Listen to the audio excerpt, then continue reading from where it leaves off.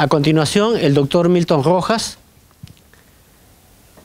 va a presentar su ponencia sobre consumo de marihuana y sus efectos en la salud mental y las habilidades cognitivas del adolescente. Va a hablar del uso lúdico, recreativo versus el medicinal. Ok, gracias. Gracias. Bien, buenas noches. Soy Milton Rojas, representante de Cedro. A la vez reciban un cordial saludo de la institución. Lo mío va a ser más orientado a la parte de los efectos del impacto de la marihuana en los consumidores, que lo hacen evidentemente con fines lúdicos, no tanto con fines médicos, ¿no? Los primeros slides, unos 4 o 5 slides, esencialmente van a transmitirles a ustedes el flujo de pacientes que nosotros atendemos en Cedro, en el programa Lugar de Escucha de Cedro. Generalmente son chicos, como en el informe que vamos a presentar, se trata de chicos, de una población de chicos que tienen problemas de abuso, algunos de dependencia marihuana. La segunda parte de mi presentación está focalizada esencialmente en el impacto cognitivo, que es una de las aristas de los efectos de la marihuana. Hay evidencia científica, afortunadamente, y es un poco lo que quiero compartir con ustedes, ¿no? Lo primero, ustedes ven en este slide la estadística reciente del año pasado, el 2017, del flujo de clientes o consultantes que van a nuestro servicio, pero es importante que quede claro que mayoritariamente los jóvenes que van, la gente en general, la población en general que va a buscar ayuda, son personas que tienen problemas asociados al abuso y la dependencia de la marihuana, ¿no? El 65% de ellos van justamente por este tema, problemas asociados al uso, al abuso y a la dependencia de la marihuana. Pero es interesante también ver de que de este 65%, ¿no?, aproximadamente 20% de toda esta muestra cumplen criterios muy compatibles con la dependencia de la marihuana, ¿no? Entonces el tema es que esto se fortalece aún mucho más un concepto que de hecho la mayoría de nosotros lo conocíamos, que es que la marihuana es capaz de generar dependencia psicológica, ¿no? Este es el pequeño informe que quería compartir con ustedes. Esa es una muestra esencialmente de jóvenes con problemas de marihuana, ¿no? Es una data del 2014 al 2016, ¿no? No me voy a detener mucho en el método, los criterios de inclusión. Este primer indicador, si bien mayoritariamente son varones, ¿no?, el 87.9% aproximadamente son varones, pero también es interesante destacar que cada vez más se visibilizan el consumo femenino, ¿no? Estamos hablando de aproximadamente un 13%, ¿no? Sin embargo, mayoritariamente son varones, ¿no? Pero quería enfatizar de que, al igual que con otras drogas, también tiende a visibilizarse, sobre todo en el alcohol, los medicamentos, ¿no?, la presencia cada vez más de mujeres, ¿no? La mayoría de estos jóvenes, ¿no?, de esta población estudiada, tienen un consumo de menos de 2 años, y tenemos un colectivo minoritario, ¿no?, más o menos alrededor de un 9% o 10% de jóvenes que están consumiendo por encima de 3 años, ¿no? Posiblemente esto nos da una pauta de que mayoritariamente son consumidores experimentales, sociales y habituales. Esto no quiere decir que muchos de ellos puedan escalar indudablemente al consumo ya descontrolado, al consumo adictivo, ¿no? Esto también refuerza lo que acabo de decir. Por ejemplo, más o menos un 59% de ellos consumen esencialmente los fines de semana. No hay que perder de vista que mayoritariamente estos chicos están en el colegio o están en la universidad, principalmente los primeros grados, o los primeros años de estudios generales, pero también, no necesariamente universitarios, sino chicos que están en institutos de educación superior, ¿no?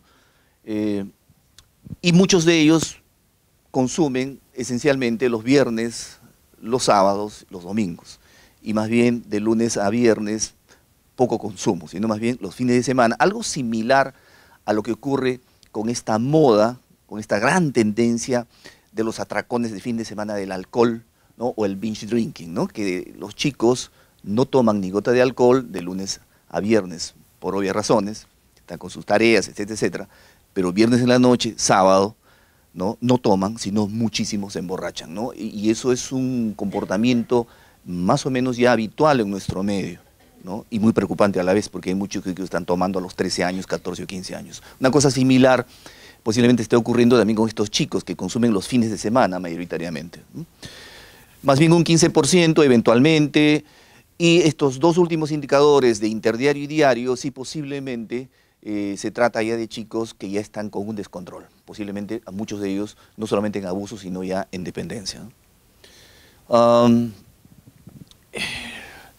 Lo que decía el doctor Zabaleta tiene mucha relación con este indicador, ¿no? Este es un gráfico que representa los antecedentes de abuso de alcohol y otras drogas en la familia de los adolescentes, ¿no? Estamos hablando alrededor que un 32% sí, en sus protocolos, en sus historias que dan información, efectivamente se encuentra antecedentes de abuso de alcohol y otras drogas en el entorno cercano, ¿no? Padre, a veces madre, ¿no? Primera o segunda generación, ¿no? Entonces, lo cual confirma que efectivamente hay una cierta proclividad, ¿no? Al descontrol, al abuso y eventualmente a la dependencia en jóvenes que provienen de familias, no creo que sea lineal, pero sí los sensibilizan a reaccionar favorablemente, ¿no? Al descontrol y al abuso, sobre todo y a la dependencia en particular, ¿no?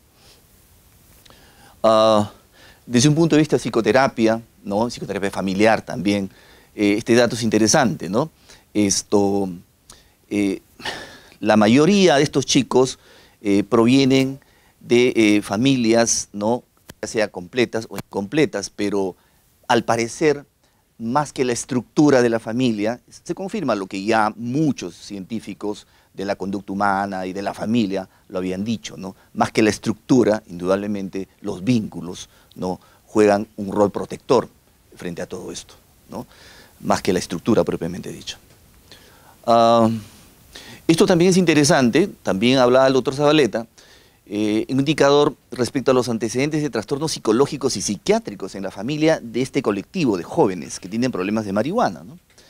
Hay alrededor de un 13% de chicos que admiten, informan que en su entorno cercano hay problemas psiquiátricos, ¿no?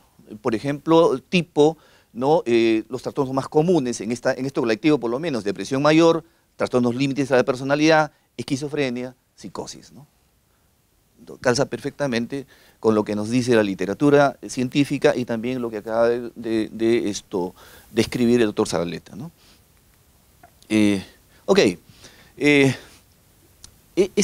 Las siguientes láminas trata un poco de informar, de ponernos al día, de actualizarnos un poco qué hay de lo que antes era prácticamente difícil de socializar, porque había muy poca evidencia en cuanto al impacto en la zona cognitiva de los chicos que abusan de marihuana. Para comenzar, muy rápidamente, sé que tengo poquísimo tiempo, ¿por qué los adolescentes no deben consumir drogas como la marihuana, el alcohol? De hecho, por sinnúmero de factores, ¿no? Y solamente yo voy a tocar dos de ellas, ¿no? Lo primero es el tema de la conectividad de las células de la corteza prefrontal de los chicos, ¿no? Ustedes saben, hoy más que nunca tenemos más insumos, afortunadamente, que nos dan una luz muy clara de que los procesos de conectividad y de maduración de la zona orbitofrontal no terminan pues a los 18, 19, ¿no? Sino esto se prolonga. Y esto pareciera ser que, de hecho, en los que comienzan a usar sustancias precozmente a los 13, 14 años, toda esta zona de hecho se altera y genera una serie de problemas en estos chicos, ¿no? La inmadurez y de hecho que un poco para resumir lo que quiero decir, la última zona, la última parte del cerebro en madurar y desarrollarse sería la zona prefrontal, que es la zona donde indudablemente, como ya es de conocimiento, se ubica la capacidad de discernir, de razonar, la capacidad de autocontrolarse, ¿no? Por eso es que los adolescentes normalmente se sienten invulnerables, pues, ¿no? Todos se pueden volver adictos menos yo, ¿no? Eso es el razonamiento típico del adolescente. Y todo indica que también es la última zona que termina en conectarse, ¿no? Las células nerviosas, la última zona del cerebro. Y la otra razón es extremadamente interesante, ¿no? La doctora Volkov hizo, a través de algunos artículos muy interesantes, trataba de explicar cómo así la plasticidad neuronal, ¿no? Tiene mucho que ver en el por qué unos se enganchan más rápidamente en las drogas y otros por qué aún consumiéndolas indudablemente no escalan a la adicción, ¿no? Esos efectos que se meten al cerebro un chico a través del alcohol, de la marihuana, del éxtasis, qué sé yo, al parecer quedan grabados con mayor intensidad, ¿no? Cuando son chicos, cuando son menores. Y es por eso que cuando un chico comienza a los 13 años, a los 14, o perdón, a los 19, 20, le es complicado, difícil dejar de consumir. Y eso lo vemos cotidianamente en la consulta, ¿no? Los chicos de 19, 20, pero que han comenzado precozmente, a veces ni con psicoterapia, es muy complicado, porque los efectos reforzantes, todo indica por este efecto de neuroplasticidad, quedan grabados profundamente, ¿no?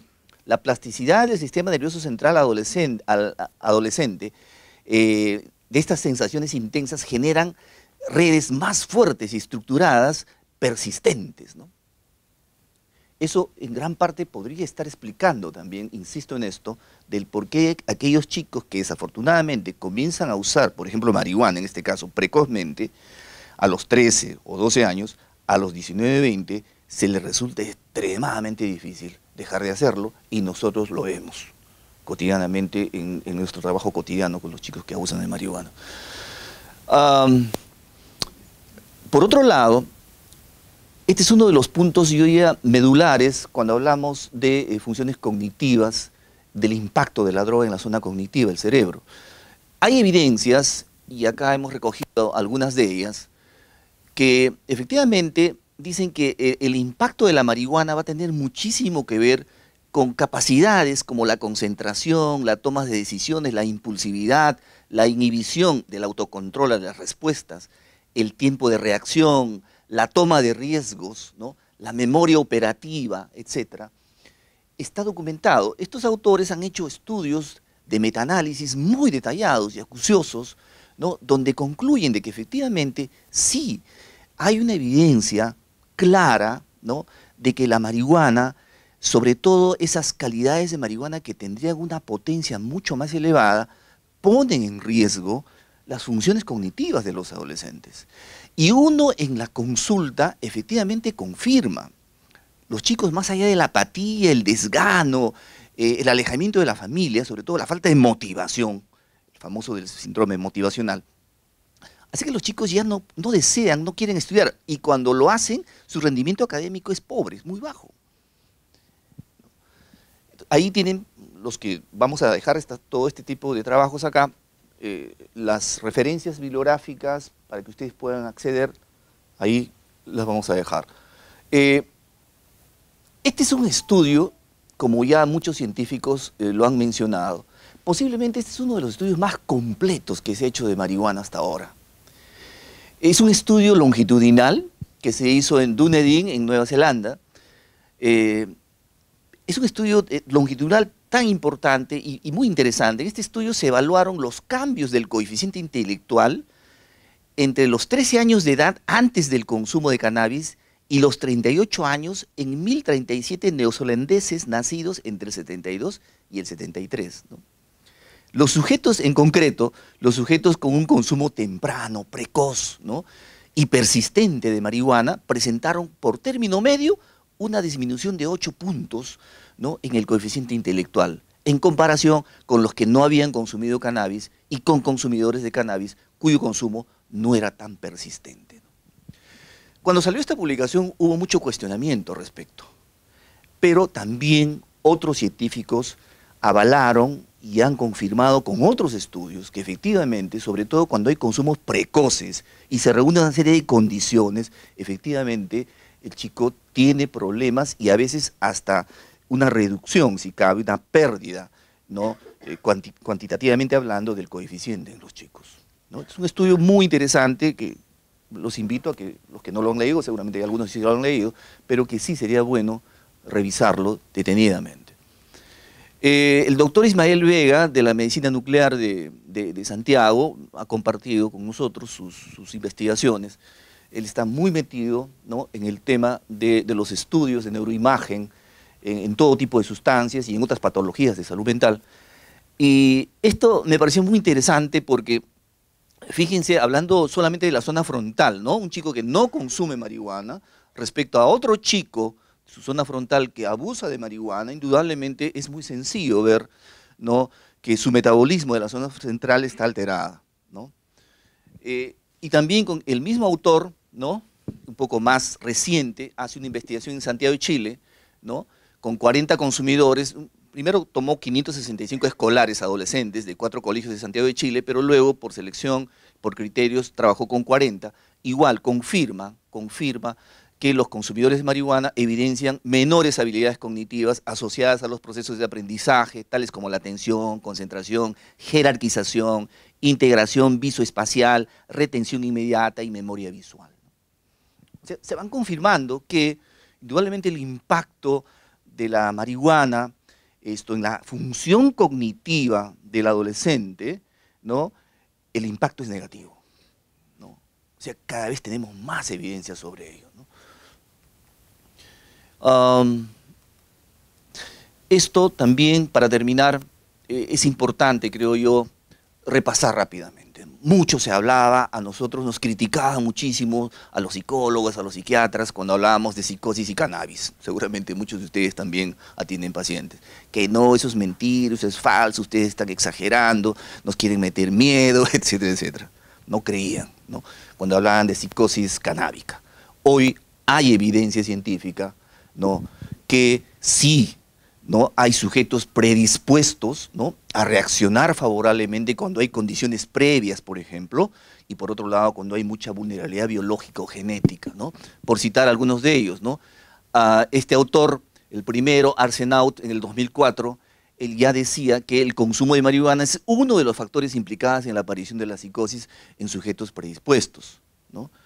Y así, hoy tenemos hasta estos últimos años, ¿no? Por ejemplo, acá tenemos revisiones de 2010, 2004, 2014, perdón, ¿no?, donde dicen, estos investigadores sostienen que factores genéticos compartidos pueden explicar parte de la asociación entre cannabis y la psicosis, ¿no? De hecho, uno que trabaja en la clínica lo ve con bastante frecuencia, de que efectivamente los chicos que llegan a tener psicosis, cuando uno examina sus antecedentes de esta condición médica en la familia, por ahí uno encuentra.